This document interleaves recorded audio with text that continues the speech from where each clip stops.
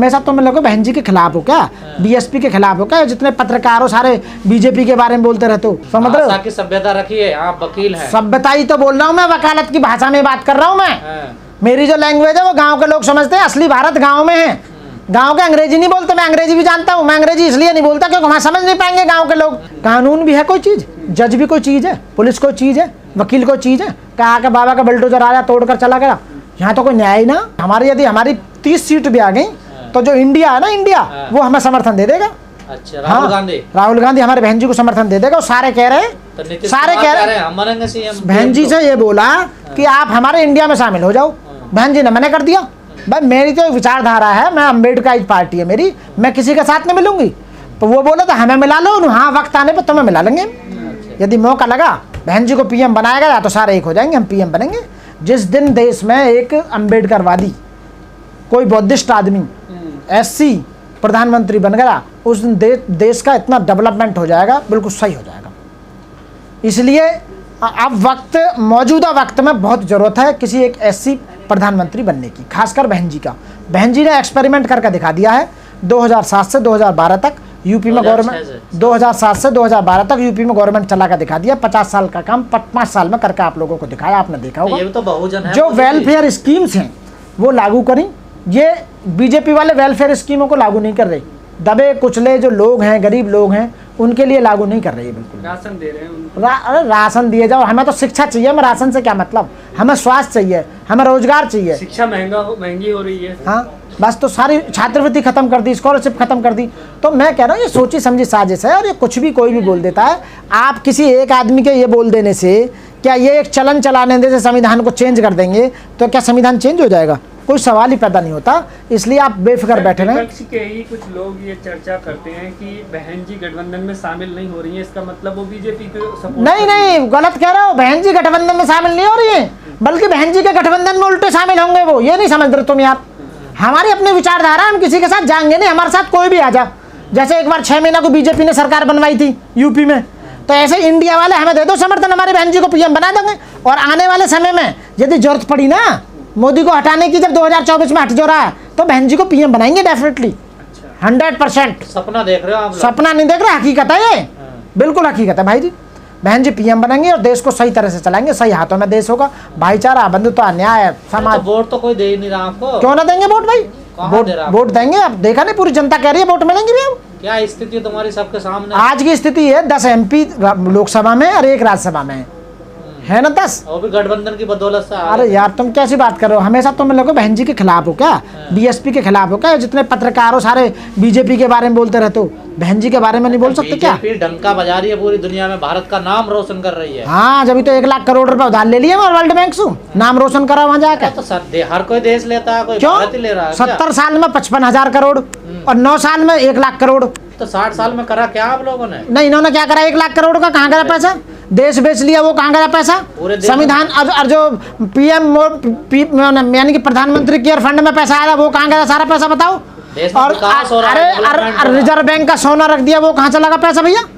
Development हो रहा देश में जा रहे हैं। देखिए देश में डेवलपमेंट हो रहा, बीजेपी के नेताओं को डेवलपमेंट हो रहा। खा गए सारा पैसा, सारा बैंक में जमा कर दिया, स्विस बैंक में जाके 1-1 लाख करोड़ एक आदमी से ले लिया है। 1-1 आदमी के अकाउंट में 1-1 लाख करोड़ है, ये समझ लो। चांद पे जा रहे और सारे परेशान है। तुम भी तो परेशान हो, तुम भी परेशान हो, हम भी परेशान है, जनता परेशान है, किसान परेशान है, महिला परेशान है, खिलाड़ी परेशान है, सब कुछ परेशान है, बेरोजगार परेशान है, डॉक्टर अस्पताल परेशान है, पूरा जज परेशान है, सुप्रीम कोर्ट परेशान है, न्याय व्यवस्था परेशान है। तो फिर अब क्या रहेगी? जब जासू परेशान है तो 2024 में लोग वासु परेशान है।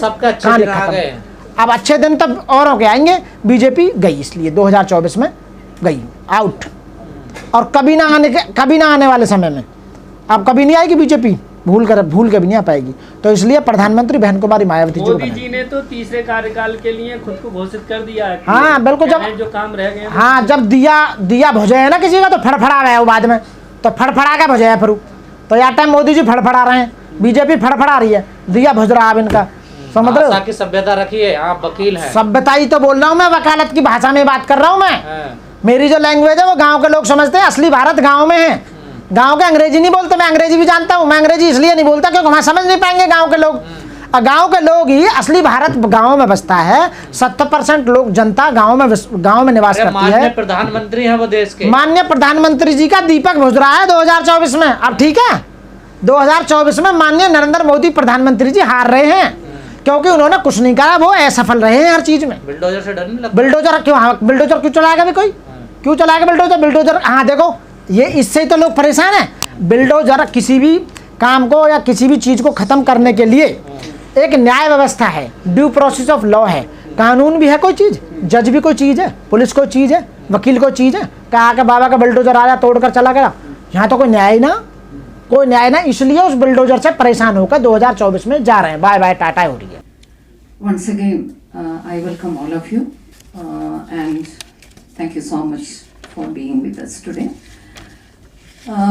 The scale of any civilized society and a progressive society is its approach towards its women and the dignity and honor and protection and safety that it ensures for its women.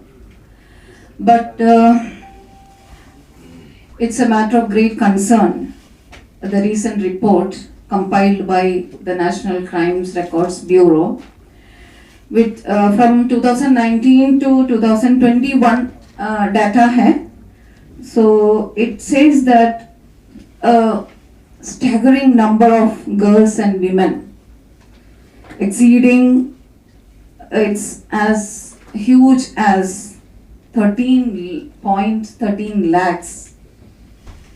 They were missing across the country, and according to the Union Home Ministry, 10,61,648 women over 18 years, above 18 years, and 2,51,430 girls below the age of 18 were reported missing during this period.